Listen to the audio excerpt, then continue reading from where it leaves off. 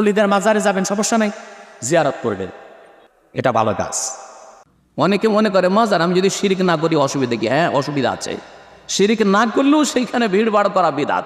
আর মাজারে গেলে আপনি যাওয়ার সঙ্গে সঙ্গেই বেঈমান হয়ে যাবেন। অনেক জায়গায় আছে দেখবেন লাল সাল্লো দিয়ে ইয়া উঁচু করা। সাইয়েদনা আলীকে মদিনায় বিষ্ণুনবী পাঠালেন আর বললেন, যত উঁচু মাজার দেখো ভেঙে মাটির সাথে গড়িয়ে দাও। কবরস্থান উঁচু হবে না, কবর হবে সমান। এটাকে সেফটি দেওয়ার জন্য, সিকিউরিটি দেওয়ার জন্য আপনি চারদিকে সিম্পল বেড়া বা দেয়াল দিতে পারেন, যাতে গরু ছাগল যে এই কবরের অসম্মান না করে। আমরা আশরাফুল মাখলুকাত, আমরা বেঁচে থাকলেও যেমনি সম্মান আছে আমাদের, মরে গেলেও সম্মান আছে না নাই? এজন্য কবরকে সিকিউরিটি দিতে হবে। কিন্তু গম্বুজ বানানো যাবে, লাল সালো দেওয়া যাবে, মাজারে আগরবাতি দেওয়া যাবে, মোমবাতি, মশারি। অনেক মাজারের উপরে লম্বা মশারি টাঙান, আছে না নাই? ওর বাবারে মশাই কামড়ায়, কত বড় ডাকাত। তো মশাই যদি নিচ থেকে তাড়াইতে না পারে, ও তোমারে কি করবে? কথা বলেন। মশা তাড়াতে পারে না নিজের গা থেকে, তোমারে কি বাঁচাবে? দেখবেন যে লোকটা মাজারে মশারি দেয়, ওর বাবার ডেঙ্গু জ্বর, ওর বাপের মশাই খায়, ওর মারে মশাই খায়। গোটা বিশ্বের সবগুলো আল্লাহর ওলি যদি একটা গ্লাসের পানিতে ফু দেয়, আর আপনার মা যদি আপনার মাথার মধ্যে হাত বুলিয়ে দেয়, আপনার মা যদি আপনার বুকে একটা ফু দিয়ে দেয়, সব পীর সাহেব একদিকে, মায়ের দোয়া আরেকদিকে। মায়ের দোয়া মুহূর্তে আবার আল্লাহর আরো সে পৌঁছে যাবে। কি সব সময় বিপদে আপদে কার কাছে যাবেন? আপনার বিপদ দূর করতে পারে কে? আপনারে অসুস্থ থেকে সুস্থ বানিয়ে দিতে পারে কে? মনের জ্বালা যন্ত্রণা মিটাতে পারে কে? আল্লাহ ছাড়া কেউ পারবে? কোনো মুফাসসিরে কোরআন আপনারে বাঁচাতে পারবে? কোনো আল্লাহর ওলি বাঁচাতে পারবে? এমনকি আল্লাহর কোনো পয়গাম্বার, কোনো নবী আপনার কিচ্ছু করতে পারে? করতে পারে একজন, তিনি কে? কোনো মানুষ মারা গেলে, কোনো মুসলমান মারা গেলে তার কবরে যাওয়া, তার কবরে জিয়ারত করা এবং সালাম পেশ করা, শান্তির দোয়া করা, এটা আমাদের নবী সাল্লাল্লাহু আলাইহি সাল্লামের শেখানো সুন্নত আমল। এটা করা সওয়াবের কাজ। মাজার মানে যে জায়গা জিয়ারত করতে যায়, অর্থাৎ কবরস্থান, সকল কবরস্থানই মাজার।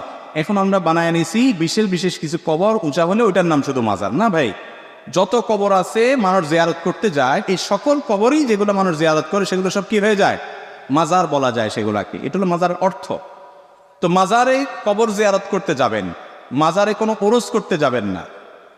ওরস শব্দের অনেক ব্যাখ্যা বিশ্লেষণ আছে, সেটা নিয়ে এখানে আর দীর্ঘ আলোচনায় যাব না। আমরা শুধু এটুকু বলি, আমরা কবরে যাব জিয়ারত করতে, কবরে কোনো দোয়া করতে যাব না, কবরওয়ালার কাছে কিছু চাইতেও যাব না, কারণ কবরওয়ালার কিছু দেওয়ার কোনো ক্ষমতা নাই। আমরা চাইবো আমাদের মালিক আল্লাহর কাছে। কবরওয়ালা যার কাছ থেকে চেয়ে নিয়েছেন আমরা সেই জায়গায় চাইবো, আমরা লোকাল জায়গায় যাব না। তাছাড়া তার দেওয়ার ক্ষমতাও নাই। সেখানে কিছু চাওয়া তার কাছে, তার কবরে ইবাদত করা, দোয়া করা, এটা শিরক, সেজন্য এটা করা যাবে না। আর কবরে বা মাজারে টাকা দিবেন কি দুঃখে আমাকে বলেন? 5 টাকা 10 টাকা কেন, 1 টাকাই বা দিবেন কেন? এখানে যেই আল্লাহর বান্দা শুয়ে আছেন, তিনি ধরেন আল্লাহর কোনো নেককার বান্দা, কোনো বুজুর্গ, কোনো আল্লাহওয়ালা, ভালো আমল করে দুনিয়া থেকে গেছেন, আমাদের সুধারও না, তিনি আল্লাহর প্রিয় বান্দা, সব ঠিক আছে। কিন্তু এই জায়গায় বাইরে 5 টাকা দিলে কি তার কবরে এটা ঢুকে যাবে? এরকম কোনো সিস্টেম আছে ভাই? বরং কি হয়, এটা যারা বাইরে আছে তাদের অনেক সময় গাঁজা টাঞ্জা খাওয়ার জন্য লাগে, খাবে, বিভিন্ন অপকর্ম করার জন্য লাগে। এমনকি যদি ভালো কাজের জন্য করেন, সাধারণত কবরের আশেপাশে যারা এই কবর পাহারা দেয়, এলোমেলো জীবন, বৈরাগ্যতা, তাদের কোনো সংসার নাই, ভাবখানা এমন কিছুই লাগে না, কিন্তু পয়সা ঠিকই লাগে, পয়সা ঠিকই লাগে। 1 নম্বর কথা, ইসলাম কোনো বৈরাগ্যতার ধর্ম নয়। আল্লাহ রাব্বুল আলামিন আমাদেরকে বৈরাগী হতে বলে, সবাইকে সংসারী হতে বলেছেন। তোমার সংসারে এখানে কবরে বসে থাকতে বলছে কি? আল্লাহর ঘরে ইবাদত করতে ঢুকলে আল্লাহ বলেন ফাইদা কুদিয়াতিস সালাত ফান্তাশিরু ফিল আরদ। নামাজ শেষ হয়ে গেছে, বের হও, খেতে যাও, কাজে যাও, কাজে লেগে যাও, উদ্যমী হও, উদ্যোক্তা হও। আপনাকে ইসলাম সেটা বলেছে। আর সেখানে আপনি এখানে মাজারে সাদা কাপড়, হলুদ কাপড় পরে বসে আসেন, এটা ইসলাম কখনো অনুমোদন করে না। যারা এগুলো করে তারা কখনো ইসলামের ধারক বাহন, এটা স্পষ্ট ভণ্ডামি। ওই গাঁজা গরুরে যদি টাকা দেন তাহলে তো সওয়াবের পরিবর্তে আরো গুনাহ হবে।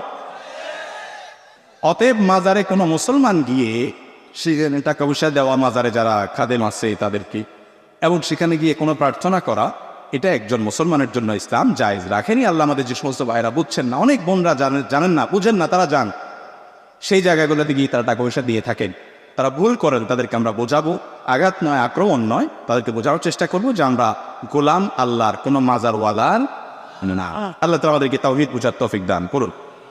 অলিদের মাজারে যাবেন, সমস্যা নেই, জিয়ারত করবেন। কি করবেন? এটা ভালো কাজ, যে সুন্নত তরিকায় করে। শুধু জিয়ারত, ওখানে যে কপাল ঘষবেন, মাথা নত করবেন, এটা শিরক। এটা কি? সেখানে যে আগরবাতি মোমবাতি নিয়ে জ্বালানো, এটা বিদআত। মান্নত করাও শিরক। আল্লাহ ওলিদের মাজারে জিয়ারত ছাড়া আর কিছু চলবে? এটা সওয়াবের কাজ, এটা ভালো কাজ, কিন্তু মান্নত করা শিরক। আগরবাতি মোমবাতি নেওয়া বিদআত, মাজারে সাজদা করা শিরক। আপনার বাপ মার কবর জিয়ারত করে, আর তারা যদি নেককার হয় আপনি ফায়দা পাবেন, কিন্তু তাদের কাছে কিছু চাওয়া যাবে না। ওখানে মোমবাতি আগরবাতি নেওয়া যাবে না, তোয়াফ করা যাবে না, মান্নত করা যাবে না, শুধু জিয়ারত করা যাবে। মনে থাকবে? অনেকে মনে করে মাজার আমি যদি শিরক না করি অসুবিধা কি? হ্যাঁ, অসুবিধা আছে। শিরক না করলেও সেইখানে ভিড় ভাড় করা বিদআত। আর সেখানে গিয়ে আপনি অন্যায়ের প্রতিবাদ করতে পারছেন না। অন্যায়ের প্রতিবাদ করা ফরজ। মান রাআ মিনকুম মুনকারান ফালিয়ুগাইয়িরহু। শিরক সবচেয়ে বড় অপরাধ।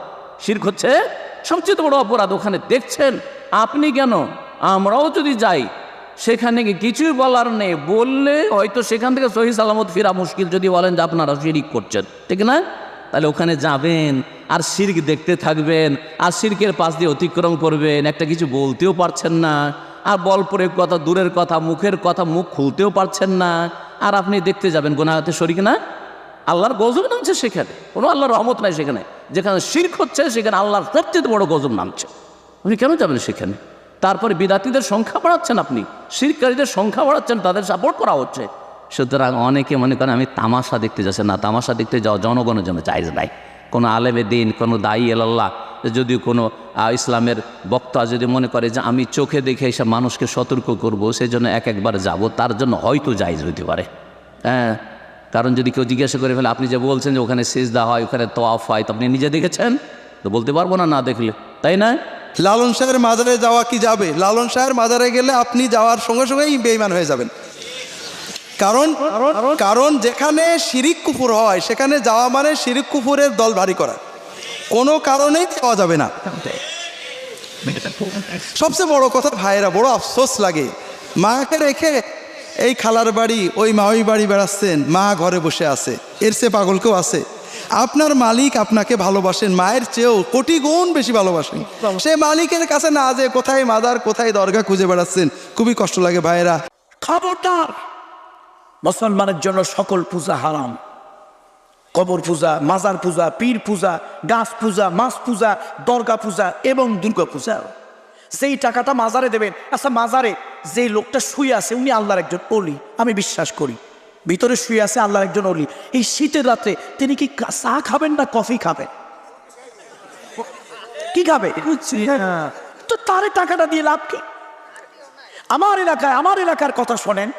আমার এলাকায় একটা লোকরে আমি দেখি নাই, তো আমি একজনে জিজ্ঞেস করলাম, কাকা ওকে? এ বাবা তুই চিনিস নেই? আমি না কাকা চিনি নেই। সত্যি তুই চিনিস নাই? আমার না কাকা চিনি নাই। তো কারে তো আমাকের ছেলে। বললাম কাকা এত বছর ধরে আমি দেখি নাই, তো 28-30 বছর বাহিরে। বলে হ্যাঁ, অনেক দিন পরে আসছি। কাকা ছিল কোথায়? কয়ে যে সে বিভিন্ন মাজারে মাজারে বাতি জ্বালা এসছে। আমি বললাম কাকা সে অমকের ছেলে না, অমকের ভাই না? বলে হ্যাঁ। আরে ওর বাপ মা ঘরের মধ্যে যেটা ছিল, এমন অনেক রাত গেছে, আমরা গ্রামের মানুষ দেখেছি, ওর বাপের মায়ের ঘরের বেলা রাতের বেলা একটু বাতি কুপি, আমরা কুপি বলি, ওই যে কেরোসিন দিয়ে কুপি ধরায় দেওয়ার মতো একটা মানুষ ছিল না। যার নিজের বাপ মা, জিন্দা বাপ না, ঘরে বাতি জ্বালায় দেওয়ার কোনো লোক নাই, কেউ নাই, তার ছেলে গিয়া মাজারে মাজারে বাতি জ্বালায়। ও যদি নবী মুহাম্মদ সাল্লাল্লাহু আলাইহি ওয়াসাল্লামের কবরে বাতি জ্বালায়, আল্লাহর কসম নাফরমানি করেছে, কোনো সন্দেহ নাই। মাঝে মধ্যেই ড্রাইভার বলছে কন্ট্রাক্টরকে, মাজার পেলে 10টা টাকা দিও।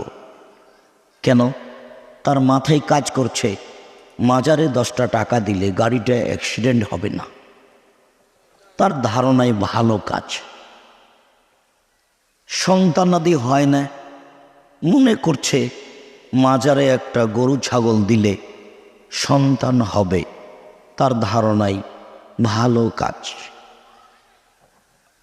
তাহলে মানুষ শিরক করছে ভালো মনে করেই, এই শরীফটা এখন দুর্বলভাবে ব্যবহার হচ্ছে, মাজার শরীফ বলছে, মাজার শরীফ। ও তো কবর, মানুষ মরে গেছে, মাটি দিয়ে যা মিটে গেছে, শেষ। কবর ঘেরতে হবে, পাকা করতে হবে, এটা আল্লাহর নবী খুব কঠোরভাবে নিষেধ করেছে। এবং যত পৃথিবীতে উঁচু কবর আছে কেউ যদি ভাঙতে না পারে, ঈসা আলাইহিস সালাম যেদিন আসবেন সেদিন ভেঙে দিবে। কোনো উঁচু কবর থাকবে না, কোনো শুকুর সোর থাকবে না, কোনো মূর্তি থাকবে না। সব ছবি মূর্তি পৃথিবীর ভেঙে দেওয়া হবে, আপনার কবর উঁচুগুলো ভেঙে দেওয়া হবে। সেটা ইরাকে হোক আর ইরানে হোক আর বাংলাদেশে হোক, যেখানে হোক না কেন, সেটা বড় হুজুরের হোক আর মেজ হুজুরের হোক আর ছোট হুজুরের হোক, যারই হোক, বলে টিকবে না, যেহেতু মোহাম্মদ সাল্লাল্লাহু আলাইহি ওয়াসাল্লাম না করে দিয়েছে।